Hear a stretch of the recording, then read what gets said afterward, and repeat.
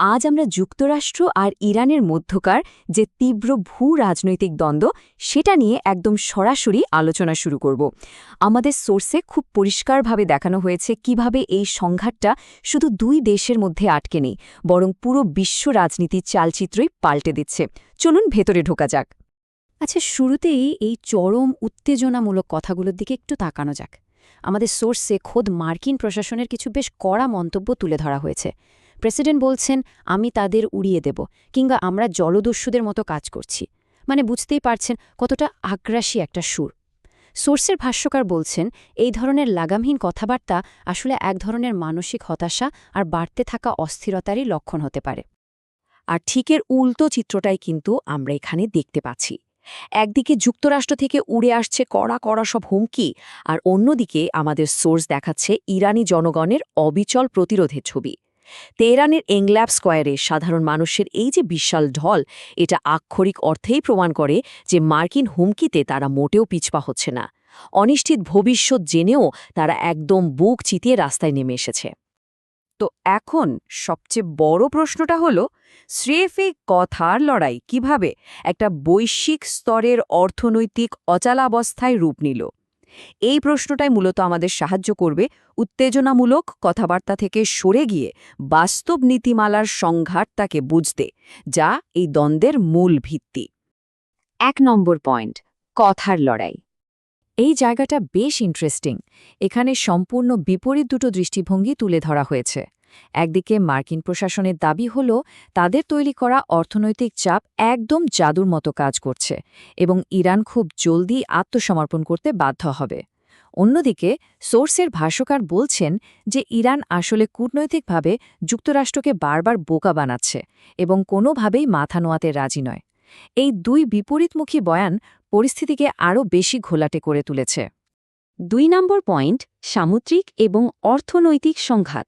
এখানে সবচেয়ে গুরুত্বপূর্ণ বিষয়টা হল যুক্তরাষ্ট্রের ম্যারিটাইম ফ্রিডম কনস্ট্রাক্ট নামের এই বিশেষ সামরিক কৌশলটা বোঝা। ইউএস সেন্ট্রাল কমান্ডের এই উদ্যোগের মূল লক্ষ্যই হল হরমুজ প্রণালী দিয়ে যাওয়া জাহাজগুলোকে ইরানকে কোনো টোল না দিয়ে একেবারে সামরিক পাহারায় নিরাপদে পার করে দেওয়া। আর এটা তো জানা কথাই যে হরমুজ প্রণালী হল বিশ্বব্যাপী জ্বালানি তেল সরবরাহর একটা বিশাল বড় ধমনী। এই জটিল অর্থনৈতিক অবরোধটা একটু ভেঙে বলা যাক। একদিকে যুক্তরাষ্ট্র হুমকি দিচ্ছে কোনো জাহাজ ইরানকে টোল দিলে সাথে সাথে তাদের ওপর মার্কিন ট্রেজারি স্যাংশন বা নিষেধাজ্ঞা চাপানো হবে। আর অন্যদিকে ইরান বলছে যে যুক্তরাষ্ট্র এবং ইসরায়েলের কারণে তাদের দেশের ভেতরে যে ব্যাপক ক্ষতি হয়েছে তার আর্থিক ক্ষতিপূরণ হিসেবে এই টোল দিতেই হবে। বোঝাই যাচ্ছে বিশ্ব অর্থনৈতিকের অত্যন্ত গুরুত্বপূর্ণ একটা জায়গার এটা এক বিশাল অচলাবস্থা। আমাদের সোর্স ফ্লোরিডার একটা সমাবেশের এই নির্দিষ্ট উদ্ধৃতিটা টেনে মার্কিন সামুদ্রিক কৌশলের আক্রমণাত্মক রূপটাকে তুলে ধরেছে। জাহাজ দখল করো, কার্গো দখল করো, তেল দখল করো, একেবারে জলদস্যুদের মতো। এই কথাগুলো থেকে স্পষ্ট বোঝা যায় যে মার্কিন নেতৃত্ব তাদের এই আগ্রাসী পদক্ষেপগুলোকে কিভাবে প্রকাশ্যে উদযাপন করছে। ৩ নম্বর পয়েন্ট, কূটনৈতিক অচলাবস্থা। সোর্স অনুযায়ী ইরানের পররাষ্ট্রমন্ত্রী আব্বাস আরাকজি এবং মুখপাত্র ইসমাইল বাগাই সম্ভাব্য কূটনীতির জন্য কিছু নির্দিষ্ট শর্ত দিয়েছেন। প্রথমত, যুক্তরাষ্ট্রকে হুমকিমূলক কথা বলা বন্ধ করতে হবে আর সম্প্রসারণবাদী নীতি থেকে সরে আসতে হবে। তারা আরও অভিযোগ করছেন যে যুক্তরাষ্ট্র যখনই আলোচনার টেবিলে বসে ঠিক তখনই আবার সামরিক হামলাও চালায়। এটা অবিলম্বে বন্ধ করতে হবে। সেই সাথে ১৯৭৯ সালের বিপ্লবের আগে থেকে চলে আসা অবিশ্বাসের দীর্ঘ ইতিহাসটাকেও স্বীকার করে নিতে হবে। যুক্তরাষ্ট্র তাদের কঠোর অবস্থানের পক্ষে সবসময় যে যুক্তিটা দাঁড় করায় সেটা হলো এই পারমাণবিক হুমকি। মার্কিন দাবি অনুযায়ী ইরানের হাতে পারমাণবিক অস্ত্র চলে আসলে তা খুব দ্রুত ইসরায়েল, ইউরোপ এবং শেষ পর্যন্ত আমেরিকার জন্য বড়সড় হুমকি হয়ে দাঁড়াবে। তবে ভাষ্যকার এখানে খুব গুরুত্বপূর্ণ একটা বিষয় নিরপেক্ষভাবে উল্লেখ করেছেন। বর্তমানে বিশ্বের কোনো আন্তর্জাতিক সংস্থাই কিন্তু নিশ্চিত করেনি যে ইরানের কাছে আসলেই কোনো পারমাণবিক বোমা রয়েছে। ৪ নম্বর পয়েন্ট, মার্কিন অভ্যন্তরীণ রাজনৈতিক বিভাজন। ওয়াশিংটন পোস্ট, এবিসি এবং ইপসসের এই জরিপের তথ্য যুক্তরাষ্ট্রের ভেতরের বাস্তব চিত্রটা খুব পরিষ্কার করে দেয়। জরিপ অনুযায়ী ৬০% আমেরিকান মনে করেন যে ইরানের বিরুদ্ধে সামরিক শক্তি প্রয়োগের সিদ্ধান্তটা একেবারেই ভুল।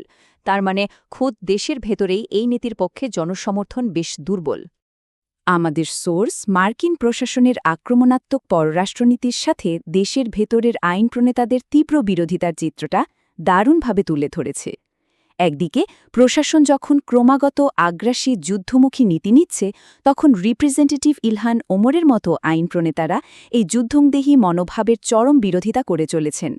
ভাষ্যকারী উদ্ধৃতিটা ব্যবহার করে যুক্তি দেখাচ্ছেন যে মার্কিন নেতৃত্ব তাদের ইরান নীতির অভ্যন্তরীণ সমালোচকদের কোনো যৌক্তিক উত্তর না দিয়ে উল্টো তাদের উপর এলোমেলোভাবে ব্যক্তিগত আক্রমণ করছে। ইলহান ওমরের সোমালিয়ান পটভূমিকে উদ্দেশ্য করে মার্কিন প্রেসিডেন্টের এই মন্তব্যগুলো তারই একটা সুস্পষ্ট উদাহরণ বলে সোর্সে দাবি করা হয়েছে। ৫ নম্বর পয়েন্ট, এই অচলাবস্থার কি আদৌ অবসান হবে? এই টাইমলাইনের দিকে তাকালে এক রূঢ় বাস্তবতা চোখে পড়ে। ১৯৭৯ সালে শুরু হওয়া কঠোর মার্কিন অর্থনৈতিক নিষেধাজ্ঞা ইরান শুধু সামলেই নেয়নি, বরং নিজেদের টিকিয়ে রেখেছে। আর ২০২৬ সালের দিকে এগিয়ে যাওয়ার এর সময়ে দাঁড়িয়েও দেখা যাচ্ছে যুক্তরাষ্ট্র তাদের সর্বোচ্চ চাপ এবং অবরোধ অব্যাহত রেখেছে। ভবিষ্যৎ দশকের জন্য প্রশ্ন থেকেই যাচ্ছে, ইরানের এই পদ্ধতিগত স্থিতিস্থাপকতা কি শেষমেশ নিষেধাজ্ঞাকে পুরোপুরি হার মানাবে? সোর্সে বর্ণিত চূড়ান্ত অচলাবস্থার সারসংক্ষেপ হল ঠিক এটাই।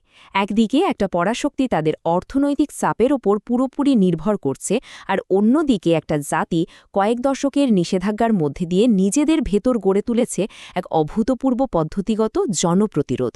মার্কিন কৌশল যেখানে অর্থনৈতিক কষ্টে আত্মসমর্পণের আশা করছে, সেখানে ইরানি বাস্তবতা যে কোনো পরিস্থিতিতে টিকে থাকার গল্প বলছে।